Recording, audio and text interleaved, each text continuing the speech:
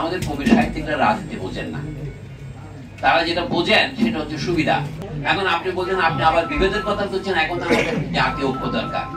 হাড় যদি ভেঙে যায় চামড়ার ঐক্য দিয়ে হয়। সামরিক বাহিনী সহ দেশের আমলাতন্ত্র সকলকে জনগণের কর্তৃত্বের অধীনে রাখার পূর্ব শর্ত হচ্ছে রাষ্ট্রটাকে জনগণের রাখা। আমরা একটা ভুল করি, রাষ্ট্র এবং জনগণের মধ্যে গোল বালিয়ে ফেলি। আমরা গণতন্ত্র কথাটাকে যদি বুঝতে পারতাম তাহলে দেশে স্বৈরতন্ত্রের উন্নতি হতো না। আমাদের কবি সাহিত্যিক শুধু নন, আমাদের বুদ্ধিজীবীরাও সকলে নিজেদের ছেলে মেয়েদের আমরা ইংরেজি মাধ্যমে পড়াই, অথবা বাইরে এসে বাংলার জন্য উপদেশ দেই।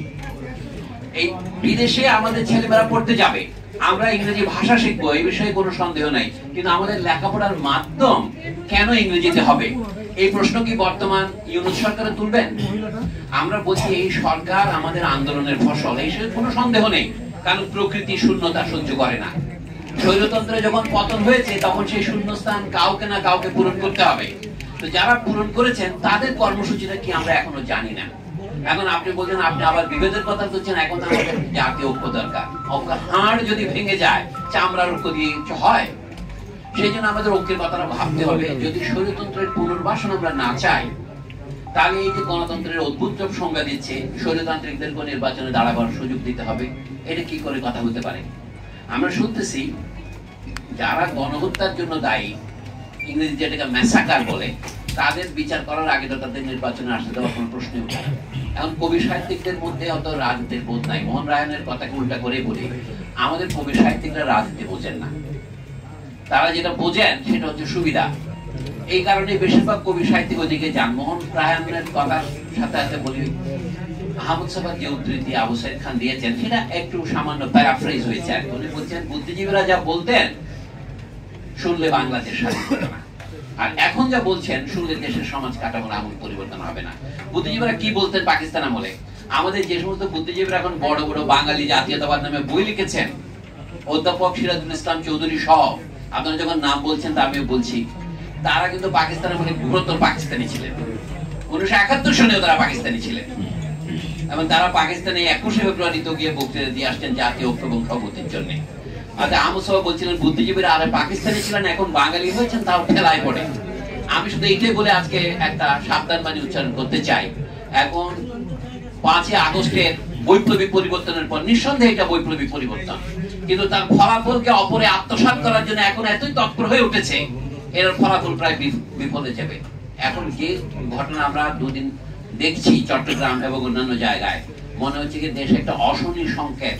মাসুদুল কি বলেছিলেন, বলে বিপ্লব মানে ডিনার পার্টি নয়, বিপ্লব মানে প্রবন্ধ রচনা নয়, বিপ্লব হচ্ছে সশস্ত্র সংগ্রাম। সংগ্রাম সশস্ত্র হতে পারে, নিরস্ত্র হতে পারে। এবার আমরা যে জনগণের দিক থেকে আমরা নিরস্ত্র ছিলাম, কিন্তু যারা এই বিপ্লবকে দমন করতে চেয়েছেন তারা তো সশস্ত্র পন্থা এটা নিবারণ করতে চেয়েছে। আরো একটা ব্যাপারে আমাদের ভুল বোঝাবুঝির অবসান হওয়া দরকার।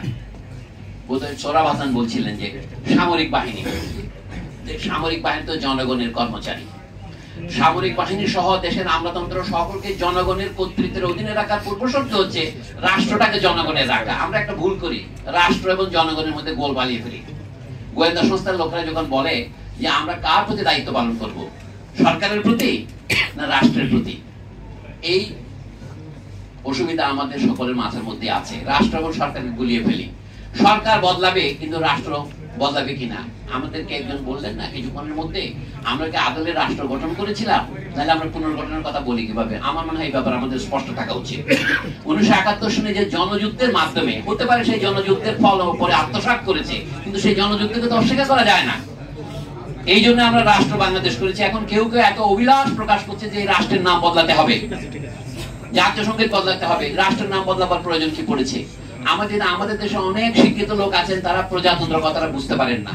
অধ্যাপক আনু মোহাম্মদ সহ অনেকে প্রচার করে চলেছেন যে আমরা কি কার প্রজা, কেন আমরা রাষ্ট্রকে প্রজাতন্ত্র বলবো?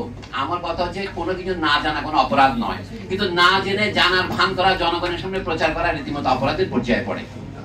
মির্জা তসলিমা সুলতানা আমি দেখলাম একই কথা পুনরাবৃত্তি করছেন, আনু মোহাম্মদ পুনরাবৃত্তি করছেন, সাংবাদিক নুরুল কবিরও পুনরাবৃত্তি করছেন যে প্রজা মানে হচ্ছে আইনের অধীনে রাষ্ট্র শাসিত হওয়া, যেখানে রাজা নিজেও একজন প্রজা। তো এই জন্য আমি বলছি যখন আমরা বলি প্রজাতন্ত্রকে বলতে ফেলতে হবে, বাংলাদেশের নাম বদলাতে হবে, এটা বোঝা যাচ্ছে রাষ্ট্র যেটা গঠিত হয়েছে জনগণের বিপুল আত্মত্যাগের বিনিময়ে। 30 লাখ না হোক, 3 লাখ লোক তো প্রাণ দিয়েছে, তাহলে সেইটাকে অস্বীকার করার চেষ্টা করা খুব মহা বিপ্লবী কাণ্ড নয়, এটা হলো প্রতি বিপ্লবী কাণ্ড। এখন বিপ্লবের মাঝে অনেক প্রতি বিপ্লবী কাণ্ড কারখানারও আবার পাওয়া যাচ্ছে। অনুগ্রহ করে সে বিষয়ে হুঁশিয়ার থাকবেন। আপনাদেরকে ধন্যবাদ।